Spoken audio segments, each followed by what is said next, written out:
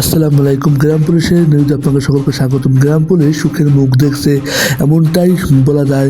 এবছরে বাংলাদেশ গ্রাম পুলিশের সুখের মুখ দেখার বছর বলা যায়, কারণ এবছরই বাংলাদেশ গ্রাম পুলিশের চাকরি সরকারি হবে, এমনটাই আশা করা যায়। কারণ বিভিন্ন মহল থেকে বিভিন্ন বার্তায় শুধু এই খবরই উঠে আসছে, যেখানে শুধুমাত্র গ্রাম পুলিশের চাকরি সরকারি বিষয়টি জোরভাবে দেখা হচ্ছে।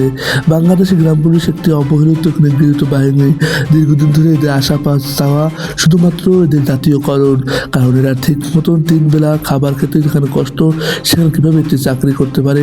আর সেই লক্ষ্যে সরকার প্রথম থেকেই উদ্যুক্ত ছিল। অনেক প্রতিমন্ত্রী মন্ত্রীদের সাথে দেখা হওয়ার পর এবার বাংলাদেশ গ্রাম পুলিশের ভাগ্য পরিবর্তনের পালা। জাতীয় সংসদে গ্রাম পুলিশ একটি বিল পাশ হয়েছে, যেটা ইউনিয়ন পরিষদ বিল, আর তারপরেই এবার পাশ হওয়ার অপেক্ষায় বাংলাদেশ গ্রাম পুলিশ সেই 11তম গেজেটের সেই বিলটি, যেটি প্রকাশ করলে বাংলাদেশ গ্রাম পুলিশের কপাল খুলে যাবে।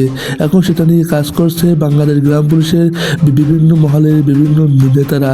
তার ভিতরে উল্লেখযোগ্য কমান্ডার লাল মিয়া দীর্ঘ সময় ধরে বাংলাদেশ গ্রাম পুলিশকে সার্ভিস দিয়ে আসছে।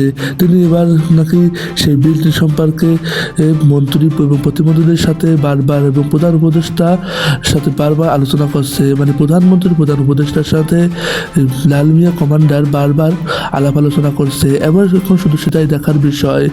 বারবারে আলোচনার মধ্য দিয়ে সে লাইভে এসে বারবারই বলছেন গ্রাম পুলিশের ভাগ্য পরিবর্তন হচ্ছে, আর সময় বেশি নয়, তার ভিতরেই এই ভাগ্য উন্নয়নের কথা সার্কুলার করা হবে। এখন সেটাই দেখার অপেক্ষা, কতদিন লাগার পর বাংলাদেশ গ্রাম পুলিশের এই ভাগ্য আবার ফিরছে।